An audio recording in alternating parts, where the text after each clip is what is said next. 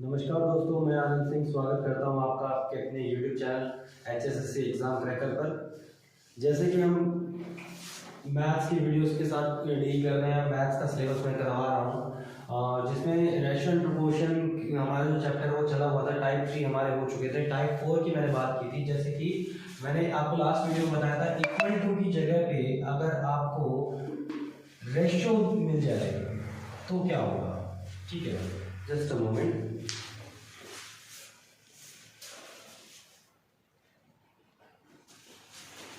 हाँ जी, तो अगर रेशो मिल जाए तो क्या होगा। तो इन क्वेश्चन को इस साथ अगर हम डील करना चाहते हैं तो देखिए, डायरेक्टली मैंने क्या आपको बताया था, कैसे किया था। सपोज सर हमारे पास जो क्वेश्चन आता है वो है कि 3A रेशो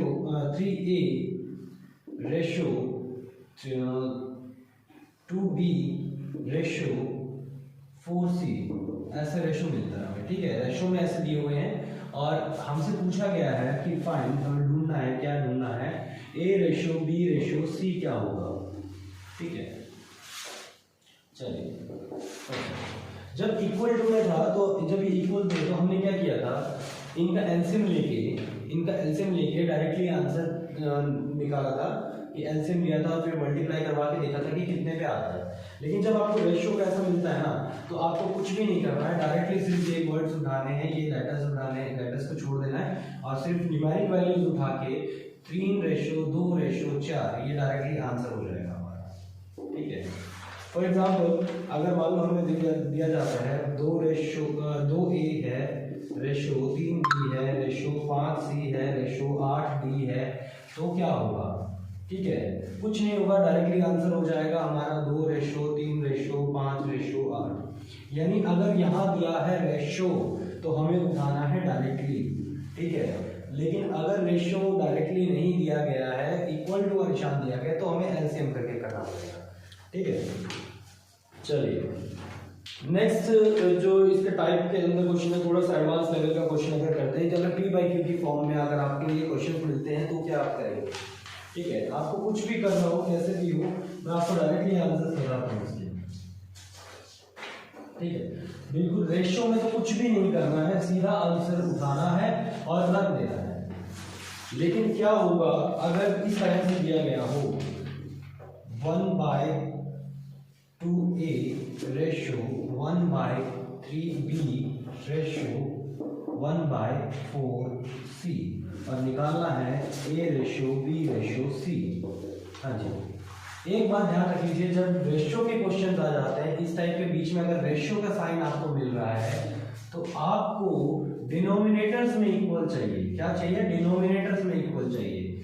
बेसिकली हम क्वेश्चन में डील क्या कर रहे हैं कि हमें डिनोमिनेटर्स में इक्वल चाहिए, नीचे की तरफ जो वैल्यूज हैं वो बराबर होनी चाहिए। ठीक है, क्या होना चाहिए, नीचे की तरफ, नीचे बराबर होना चाहिए, नीचे। तो अब नीचे की तरफ अगर हम बराबर करना चाहें तो इसके लिए क्या करेंगे, इसका लेंगे एलसीएम। ठीक है, 2 3 4 एलसीएम आ गया 12।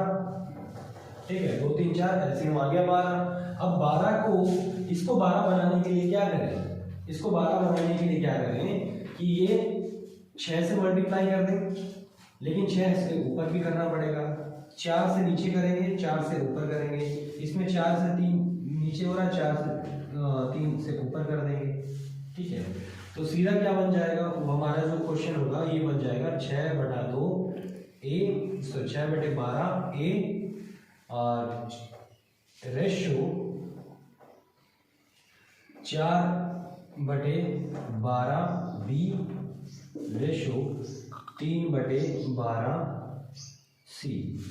यानी अब हमारे पास डिनोमिनेटर इक्वल हो गए हैं, तो जो नीचे इक्वल होते हैं वो हमेशा कट जाते हैं, बच जाते हैं ऊपर वाले। तो अब ये वो सेम टाइप का क्वेश्चन बन गया क्या कि 6A ratio 4B ratio 3C। और इस क्वेश्चन के साथ मैंने जैसे आपको कुछ सेकंड पहले ही डील करना बताया कि जब ऐसे रेशो में मिले तो हमें क्या करना है, सिर्फ डायरेक्टली उठाने हैं और आंसर दे देना है। आंसर हो जाएगा हमारा 6 रेशो 4 रेशो 3, खत्म। ठीक है, इन क्वेश्चंस के साथ नेक्स्ट आगे बढ़ते हैं, इन्हीं क्वेश्चंस के साथ आगे बढ़ते हैं और हमारे जो नेक्स्ट इसमें थोड़ा सा बढ़ा के लेते हैं। क्या ABC के बाद ABCD में भी यही काम होगा? बिल्कुल जी यही काम होगा। ठीक है, ई में यही काम होगा, बिल्कुल ई में भी यही काम होगा। सभी जगह हमें बिल्कुल सेम तरीके से अप्लाई करना है। ठीक है, सपोज कीजिए क्वेश्चन है हमारा 1/5 A ratio 1/3 B ratio 1/6 C ratio 1/2 D ratio 1/10 ratio 1/10 D E. चलिए इतना ही कर लेते हैं। ठीक है, डी ई हो चाहे तो एफ के लिए भी ले सकते हैं, लेकिन चलो इतना ही कर लेते हैं क्वेश्चन को। हाँ जी, क्या बताया हमने देखा रेशो दिया हुआ है, हमें डायरेक्ट आंसर करना है, लेकिन डायरेक्ट नहीं आ सकता क्योंकि ये पी बाई क्यू की फॉर्म में 1/5 1/3 1/6 ऐसे दिया हुआ है। ठीक है, चलिए अगर ऐसा दिया हुआ है तो हमें डायरेक्टली इनका लेना है एलसीएम। सभी का आना चाहिए एलसीएम। एलसीएम क्या आएगा? चलिए देखते हैं। 5 2 में 10 में इंक्लूड हो चुका है। ठीक है, 6 और 3 2 में हो चुका है, तो कुल मिला के 20 पे नहीं आएगा, 25 30 30। हाँ जी, 30 पे सब पूरे आ रहे हैं, तो एलसीएम आ गया हमारा 30। ठीक है, अब 30 लाने के लिए इसको क्या किया? इसको हमने किससे मल्टीप्लाई किया? इसको मल्टीप्लाई किया किससे? 6 से। 6 5 30। ठीक है, इसको 10 से, और इसको 6 फिर से किया हमने 10 6 5 30, इसको 5 से, इसको किया हमने 15 से, और इसको किया 3 से। यानी हम मल्टीप्लाई कर रहे हैं किसको? 10 से, 6 से, 5 से, 15 से, 3 से।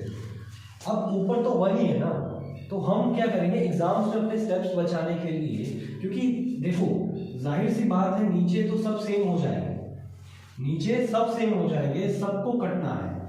30 30 30 बन के सब कटेंगे। यही ऊपर, क्योंकि ऊपर सिर्फ एक एक एक एक एक ही दे रखा है, तो हमें जरूरत ही नहीं है मेहनत करने की, हम इनको मल्टीप्लाई करके देखें, हम डायरेक्ट यहीं से आंसर अपना उठा लेंगे। यानी 6/10 6/10 रेशो 5 रेशो 15 रेशो 3, ये हमारा आंसर हो जाएगा। बिल्कुल सिंपल टर्म, ना ही कोई मेहनत ना ही कोई कुछ, बस कुछ ही सेकंड्स के अंदर 15 से 20 सेकंड के अंदर हम हमारा आंसर निकाल लेंगे जो हमें एग्जाम में रिक्वायर्ड है। ठीक है, चलिए अगर क्या हो कि अगर नीचे की जगह ऊपर बराबर ना किए गए हो, ऊपर ना दिए बराबर ना किए गए हो, तो क्या होगा? जैसे हमें ऊपर अभी तो 1 1 1 दे रखा था, अगर 1 1 1 1 बराबर ना हो तो क्या करें? इन क्वेश्चन को कैसे करें? चलिए इन क्वेश्चन को करने के लिए 3/2a is equal to 4/3b 4/3b या सॉरी 1/2 2/3 ले लेते हैं।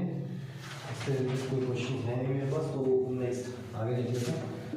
3/4 ले लिया c, और हमें निकालना है a ratio b ratio c। तो सबसे पहले हमें क्या करना है? अरे हमें रेशो से, तो अब क्या कर रहे हैं? रेशो हो गया 1/2a ratio 2/3b ratio 3/4c, हमें ये मिल गया। अब रेशो के केस में हम नीचे वालों को बराबर करते हैं, बिल्कुल करते हैं। तो नीचे वालों को जब बराबर करेंगे तो क्या आएगा? 2 3 6 6 चौक 24। क्या इसके अलावा कोई और आ रहा है? नहीं, केस बिल्कुल आता है 12 ऐसे आ रहा है 12 पे ऐसे आ सकता है। ठीक है, हाँ जी 12 में सभी आ जाते हैं। तो इसको 12 बनाने के लिए हम किससे मल्टीप्लाई करते हैं? 6 से। इसको 12 से मल्टीप्लाई करेंगे 4 से, इसको मल्टीप्लाई करेंगे 3 से। तो अब यहाँ पे सीधा सीधा इसको मल्टीप्लाई भी नीचे जहाँ किया है वहाँ ऊपर भी करना है। ठीक है, ऊपर भी करना है।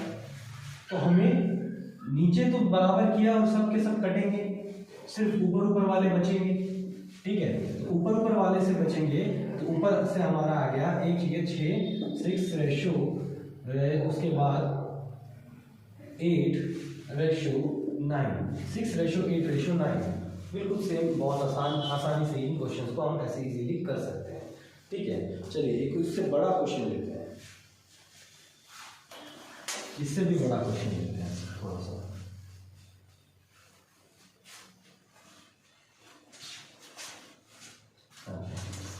इससे बड़ा क्वेश्चन लेते हैं, क्वेश्चन थोड़ा पिछले क्वेश्चन की स्टेटमेंट्स उठा लेते हैं, वो क्वेश्चन थोड़ा बड़ा करने की कोशिश करते हैं।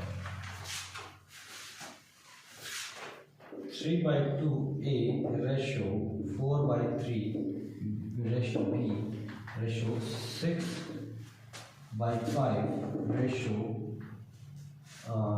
c ratio 2/3d। चलिए देखिए, अब इन क्वेश्चन के साथ हम डील जब करते हैं तो मैंने अभी जस्ट आपको बताया, सबसे पहले देखना है रेशो, हम निकाल रहे हैं क्या, a ratio b ratio c ratio d।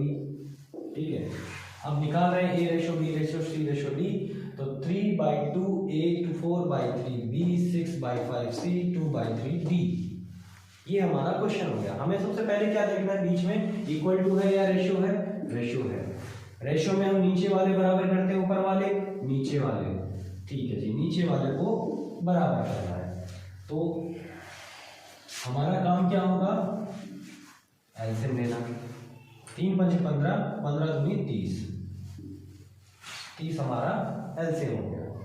चलिए अब 15 30 से कर रहे हैं, तो इसको मल्टीप्लाई किससे करेंगे, इसको मल्टीप्लाई किससे करेंगे, 15 से।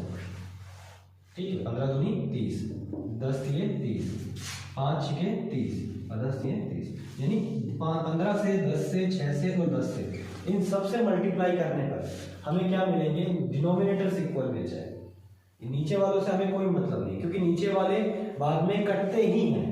ठीक है, जब कटते ही हैं तो जरूरत ही क्या है कि इनको मल्टीप्लाई करके हम लिखें। ठीक है, वैसे आपके लिए अगर मैं चाहो तो मैं लिख देता हूँ एक बार कि हमें कैसे मिलेगा, 15 × 2 = नीचे सबके 30 a ratio 30 b ratio 30 c ratio 30 d। लेकिन हमारी फाइनल जो कंक्लूजन में हम जहां से आंसर पे पहुंचेंगे वो हमारे ऊपर की तरफ से होगा, यानी 30, इसको मल्टीप्लाई करेंगे 45, 15 दिए, इसको मल्टीप्लाई करेंगे 15 दिए 45,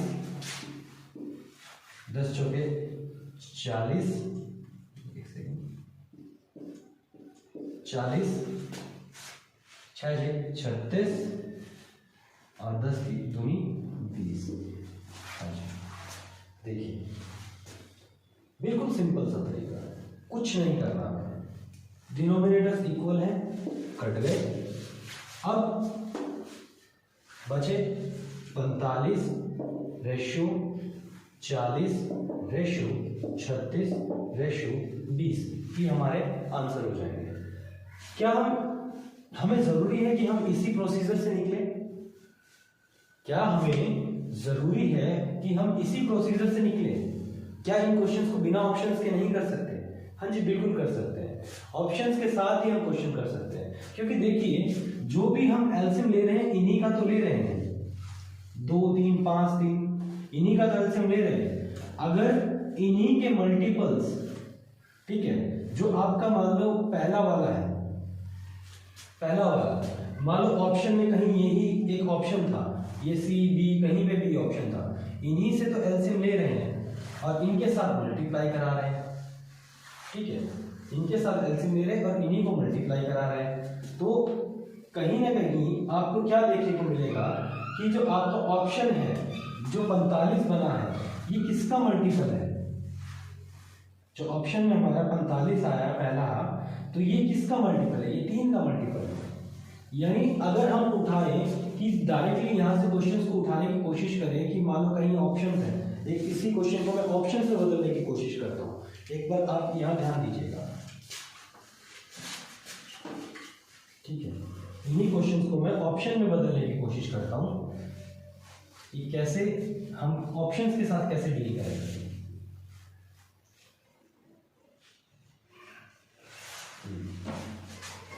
चलो एक ऑप्शन तो यही हो गया सी, ए ऑप्शन ले लेते हैं हम।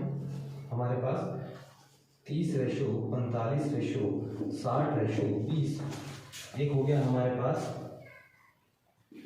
45:30:20:36। ठीक है, एक हम ले लेते हैं, चलिए कुछ नहीं लेते, नन ऑफ दीज ले लेते हैं, क्योंकि नन ऑफ दीज लेने से हमें सारे कैलकुलेशंस करने पड़ेंगे। ठीक है, अगर नन ऑफ दीज ना मिले तो हम डायरेक्टली कर लेंगे, लेकिन अगर नन ऑफ दीज होता है तो हम सारे कैलकुलेट कर लेंगे। ठीक है, यहाँ से आप छोटा सा करेक्शन अपने आप भी कर सकते हैं। चलिए अब देखते हैं। देखो, मुझे नहीं पता कि इसका आंसर क्या होगा, मुझे नहीं पता इसका आंसर क्या होगा, और एक सेकंड के लिए मान लीजिए कि आपको भी नहीं पता कि इसका आंसर क्या होगा। लेकिन अगर हम यहाँ एक चीज देखें कि हमने नीचे करके मल्टीप्लाई किए थे, वो मल्टीप्लाई किया है ऊपर वालों के साथ, तो कहीं ना कहीं ये 3 मल्टीपल होगा इनका। ये देखिए 3 मल्टीपल है इसमें, जो 3 मल्टीपल है, 3 का मल्टीपल ये है, 3 का मल्टीपल ये भी है, और 3 का मल्टीपल ये भी है। ठीक है, यानी गुणज। ठीक है, मल्टीपल की बात करते हैं तो गुणज की बात करते हैं, तो ये तीनों में मल्टीप्लाई है। ठीक है, ए ऑप्शन से हम इसको नहीं कर सकते, इट्स ओके। देखते हैं बी का, क्या ये 4 का मल्टीपल है? नहीं, हमारा ऑप्शन गलत हो गया। क्या ये 4 का मल्टीपल है? हाँ जी, ये है, तो ये आंसर हो सकता है। नेक्स्ट, क्या ये ऑप्शन 4 का मल्टीपल है? नहीं है, तो ये ऑप्शन भी हमारा गलत हो गया। बच गया क्या? सी और डी, या तो आंसर नन ऑफ दीज आएगा या सी आएगा। हमने दूसरे पॉइंट से ही हमारा कैलकुलेट कर दिया कि हमारा ऑप्शन क्या होना चाहिए। बचा डी, सिर्फ जो डी वाला ऑप्शन है, इसके लिए अगर हम देखें कि नन ऑफ दीज, अगर नन ऑफ दीज क्वेश्चन में आता है, जो कि 99% नहीं आता है, आपको 4 ऑप्शंस ही मिलते हैं, तो आप डायरेक्टली आंसर्स पे पहुंच सकते हो। लेकिन नन ऑफ दीज है तो ये चेक करना है कि ये एक्चुअली में आंसर है या नहीं है। तो हम देखेंगे कि ये 6 का मल्टीपल है, 36 बिल्कुल है, ये 2, ये 20 का मल्टीपल है, तो हमारा आंसर यही हो जाएगा। यानी हम डायरेक्टली मल्टीपल बेसिस पे भी क्वेश्चन को निकाल सकते हैं, हम सिर्फ रेशियो के बेसिस पे भी क्वेश्चन को निकाल सकते हैं, और अगर किसी को कोई समस्या आए तो मैंने जैसे पूरा प्रोसीजर बताया, आप उससे भी क्वेश्चन को निकाल सकते हो। ठीक है, तो हमारा बेसिकली ये तरीका रहेगा रेशियो और प्रोपोर्शन का, ये हमारा टाइप 4 रहेगा। इसके बाद हम नेक्स्ट इससे भी एडवांस लेवल के क्वेश्चंस आपके लिए लेके आएंगे। Thank you very much.